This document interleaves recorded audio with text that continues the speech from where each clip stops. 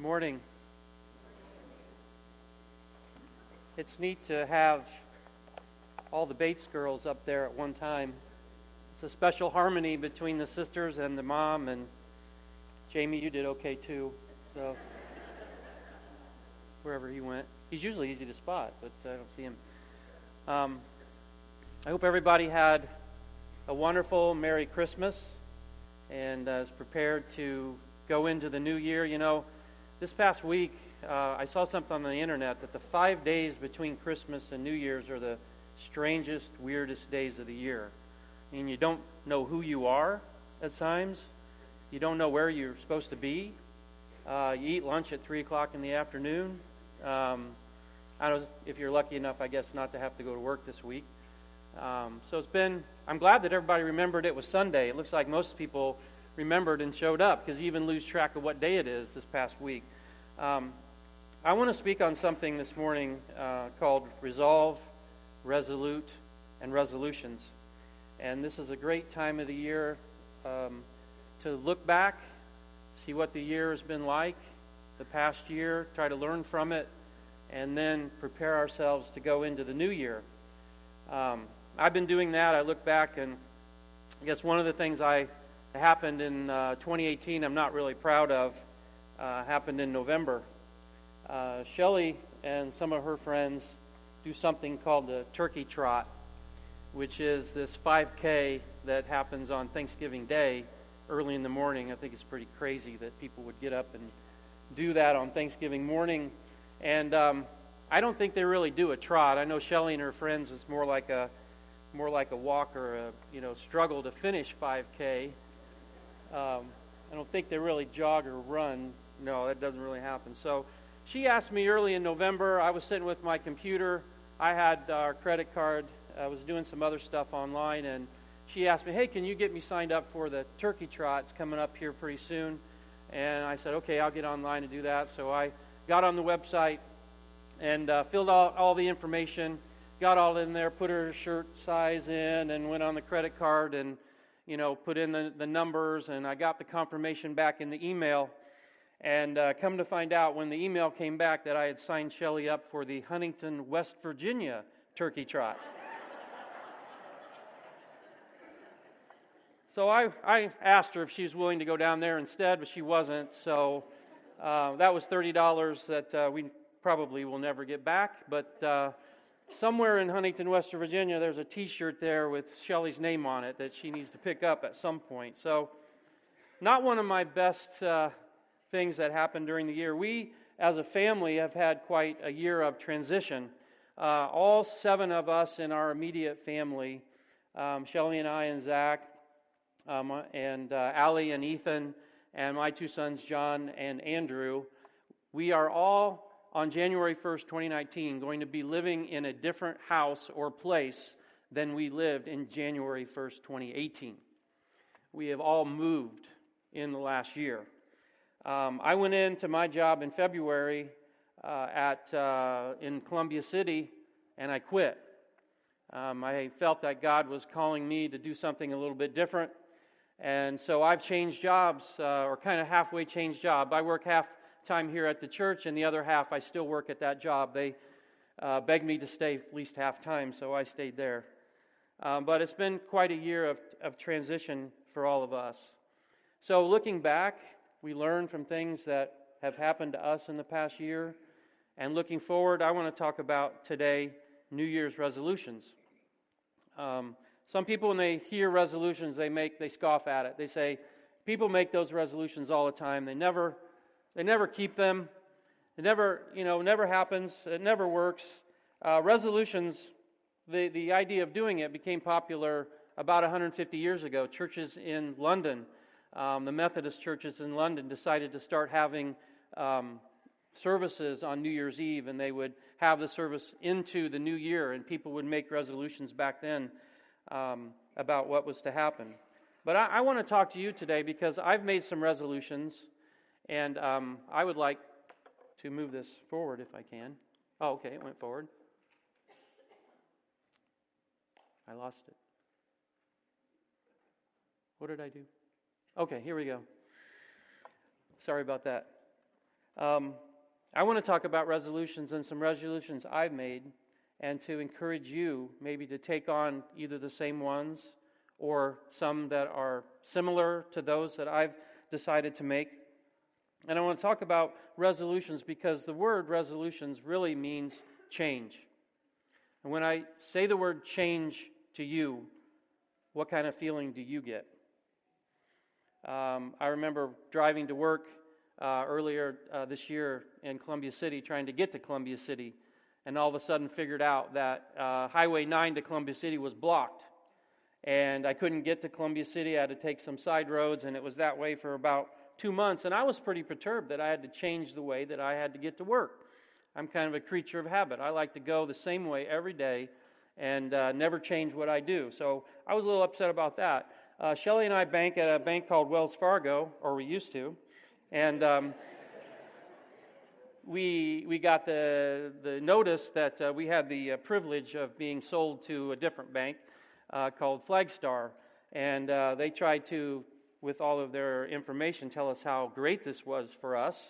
But we had to go through the transition of going from one bank to another and changing where our direct deposits go, and I wasn't real happy about that change either. So change to me, if I said to you today, okay, we've decided today we're going to change services and they're going to last 2 hours instead of 1.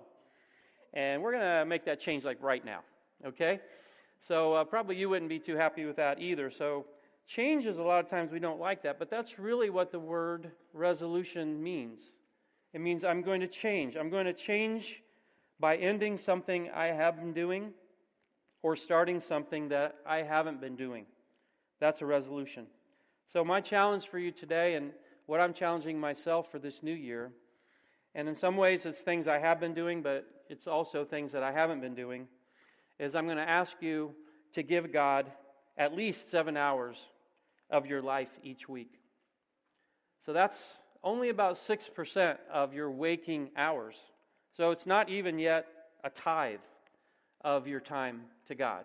But it's interesting that, all of us have a different bank account. We all have different money, different amounts of money, things that we can give. We all have different talents, different things that we can do for God that other people can't do. But we all have the same amount of time, each one of us. So I want to challenge you. We'll get to that in a little bit, but okay, it worked that time. In preparing for the sermon, and if you've been keeping up with the UC reading plan, we read about 3 or 4 weeks ago in Isaiah chapter 48, and it talks about the people of Israel.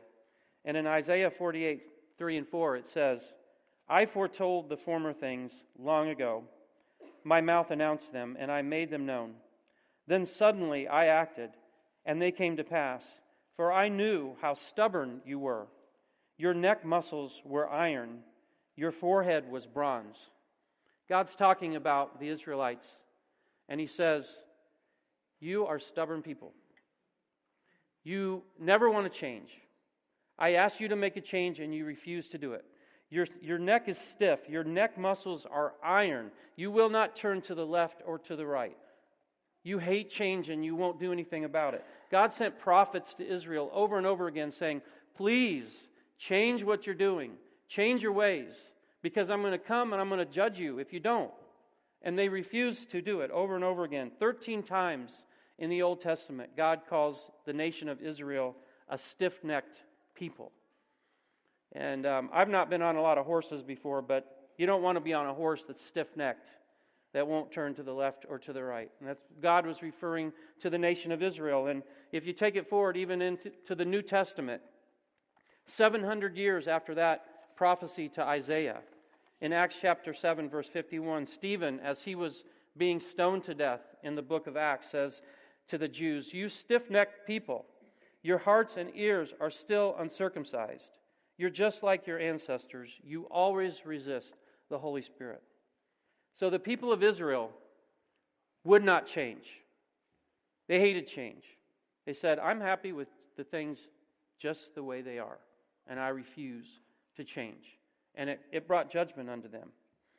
But I want to read this to you about Christians, because we've got to be different than the nation of Israel.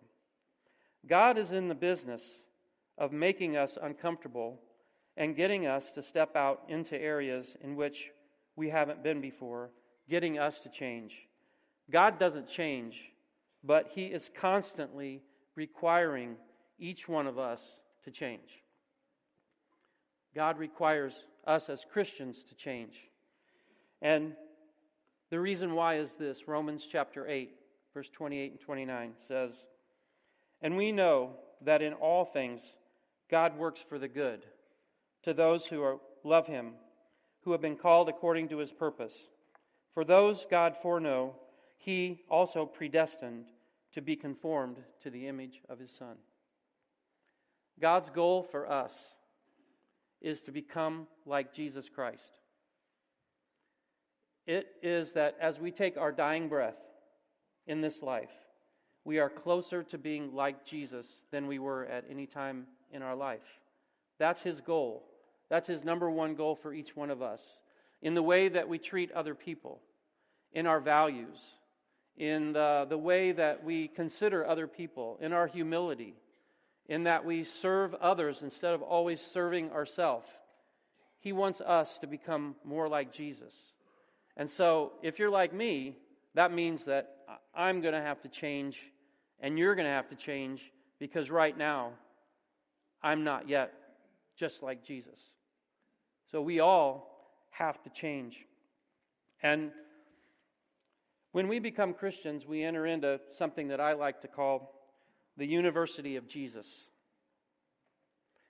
If you look at that verse again, it says, "And we know that in all things God works for the good to them that love Him." Sometimes things happen to us that we don't think are very good. But it's God's work in our lives to make us more like Jesus. Some of you know this, but in the summer of 2017, I was accosted by a man with a knife, and I was stabbed in my abdomen 5 times. Still have the scars to prove it. I had to spend one night in the hospital, and I was off work for 4 to 5 weeks before I could go back to work. Now, the guy with the knife was a surgeon.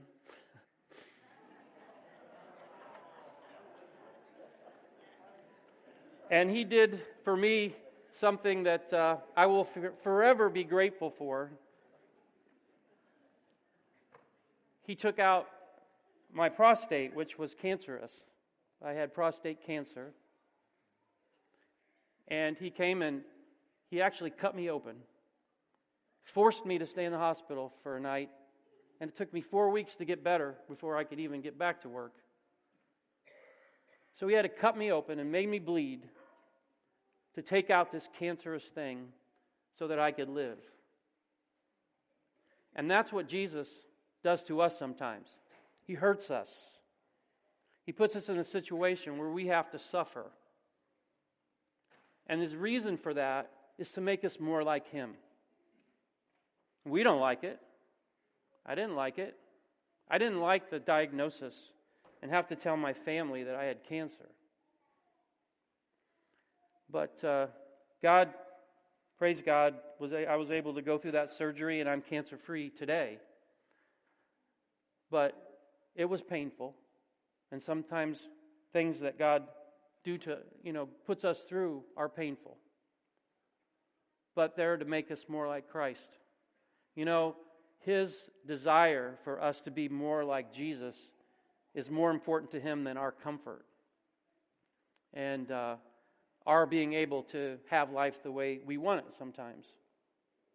I want to talk about this as I was studying this, and this is all about change and being able to understand and handle change in our life. I came across and I hope you guys can see it. It's hard for me to see, but maybe you can see a graph about change. And there's an up and down part, and there's a left to right part. So I'm going to fill this in and kind of talk about it a little bit.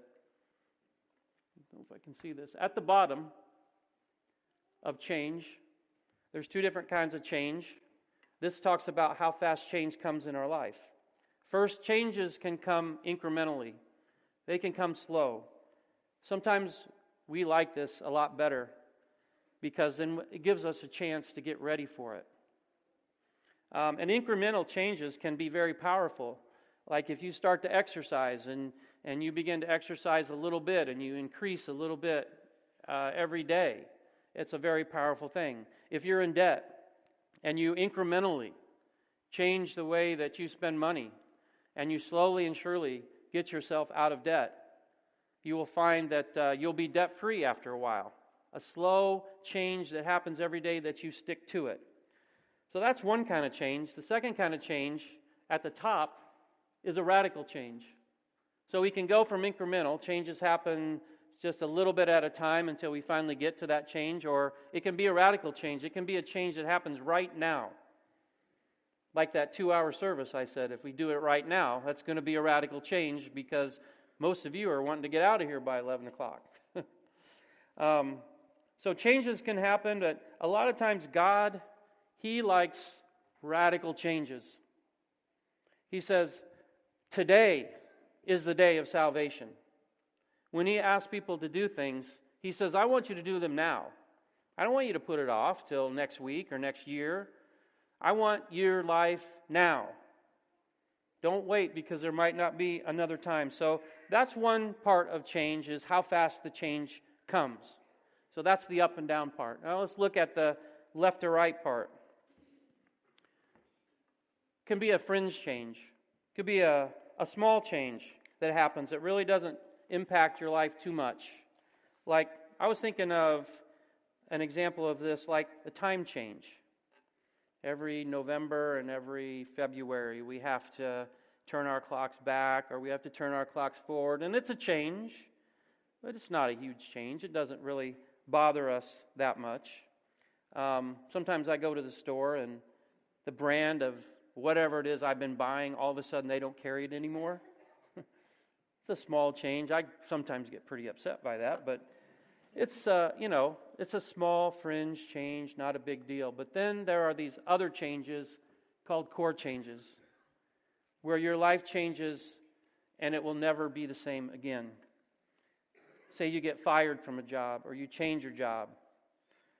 You get married, or you get divorced. You move across the country, or you find out you've got an illness, or you get injured, or an accident, or someone close to you is sick. That's a big change. And sometimes those happen in our lives. And the nature of the change is that depending on where the change falls in this graph is how much it's going to disturb your life. And as I look in Scripture, the greatest people of faith, the people that God called and are the people that you and I know, we know the Bible stories about them, each one of them had a change in their life that fell right in the radical core change of this graph. Abraham was called by God and said, I want you to leave where you're living. I want you to leave your land, your family, and I want you to start traveling, and I'm not even going to tell you where you're going to go. But when you get there, you'll figure it out.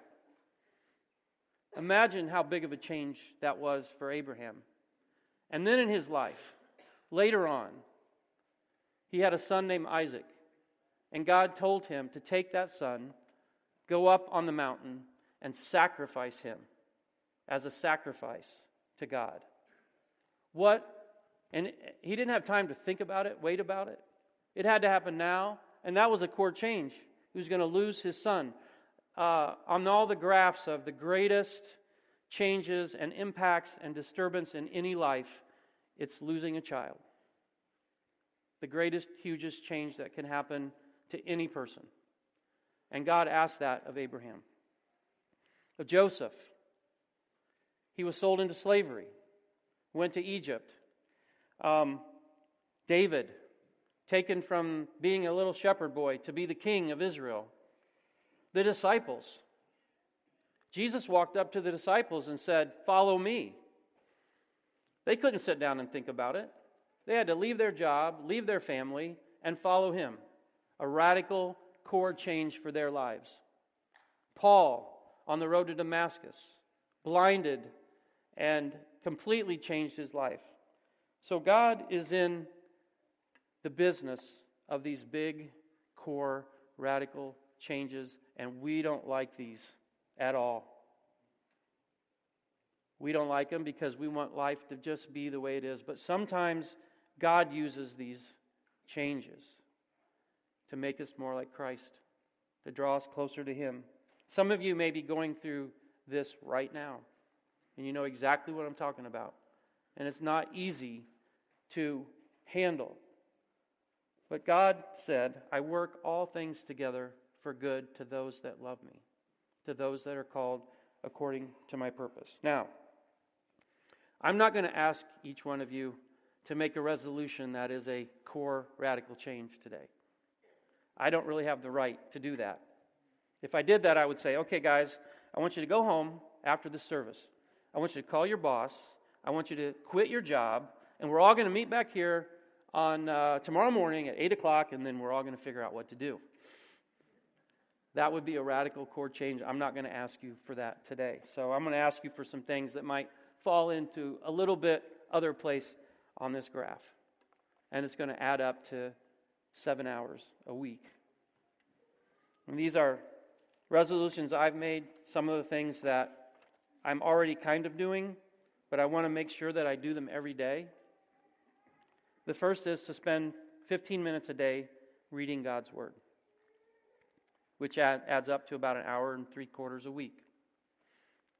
Now, I've already been doing this, but the way I'm taking this resolution, the next step forward, is I want to read 15 minutes of God's Word every day with my family.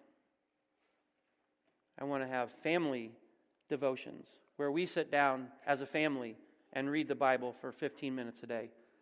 That's taking it another step further. But I encourage you to get in the Bible this year, 2019, and to read it. And hopefully this fits into what you can do. God said, Psalm 119, 105, your word is a lamp to my feet and a light to my path. The second one is to spend 15 minutes a day in quiet prayer and reflection. Now, this is one thing that I'm not good at all, and I don't know, some of you may be really good at this, but it is hard for me to stop for 15 minutes a day and to actually pray. I am great with reading. I love to read. But to actually stop, shut the phone off, get by myself, get quiet, listen for God, and to talk to Him every day, it's tough. But I want to do that this year, 2019, resolving to do that.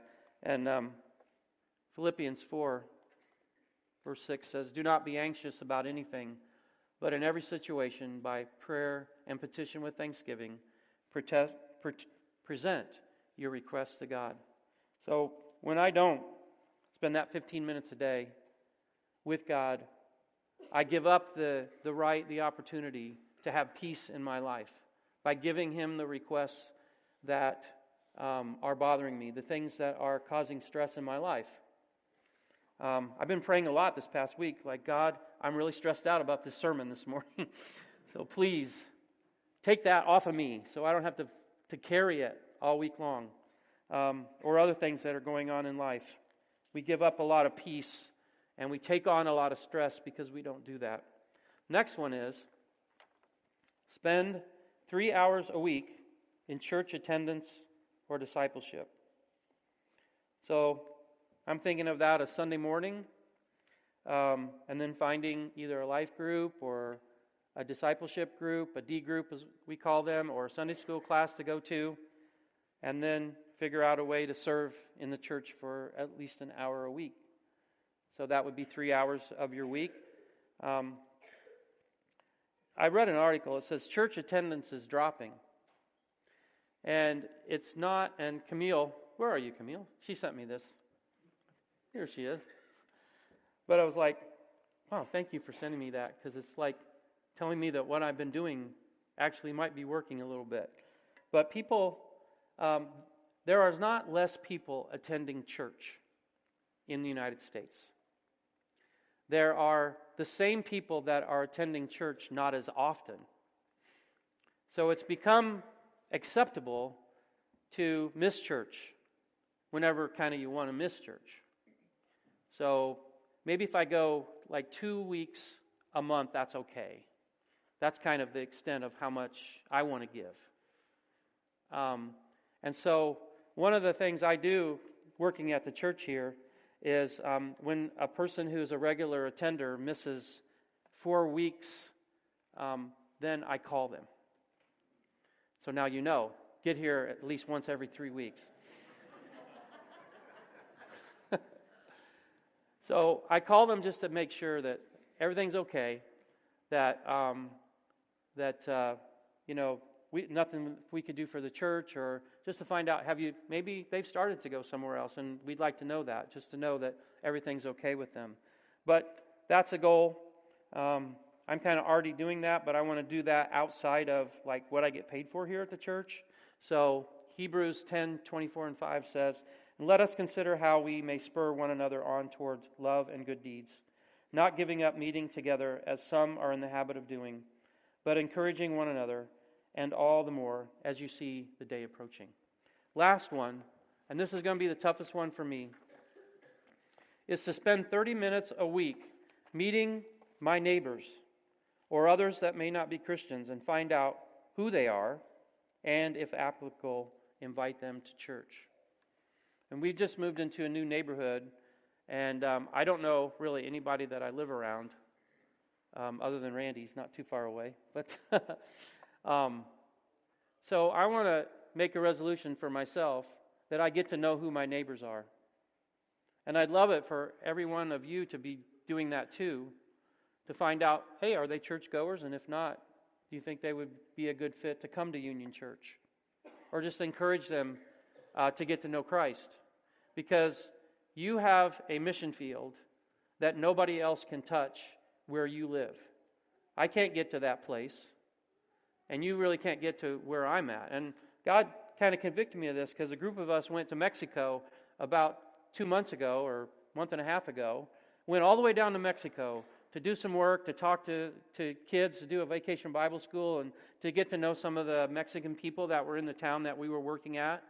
So I went all the way to Mexico to do something like that, but I won't get off my butt long enough to go down the street to meet who my neighbors are. So God kind of convicted me of that. So I want to spend 30 minutes a week this year just meeting them. And I'm trying to figure out how I'm going to do this, but just to knock on the door and say, maybe Shelly will bake them something, some cookies. And just get to know them. Find out where they go to church, how things are going, and if they, maybe say, hey, if you have something going on and you need help, just don't be afraid to knock on our door. That's my resolutions for 2019. Mark 16:15 says, "Go into all the world and preach the gospel to every creature." So I pray that each one of you will pick up on something like that you'll commit to reading the Bible. We have the UC reading plan here, and so you could follow along with what everybody else is reading and get involved in that. There's plenty of ways to serve in the church, to get involved in discipleship groups. Just call the office, call me. We'll direct you in the way that maybe you can get more involved if you'd like to. But I just pray that 2019, each one of us will become more like Christ than we are right now. And that should be the goal. And I can give you these little encouragements, and we can encourage each other, and we need to do that. But you're in the university of Jesus, and He's going to do it too in your life. And there are ways that He can work that none of us can work. I'm going to go ahead and pray, and then we're going to have a final song. Heavenly Father, thank you so much for your loving kindness and your great mercy.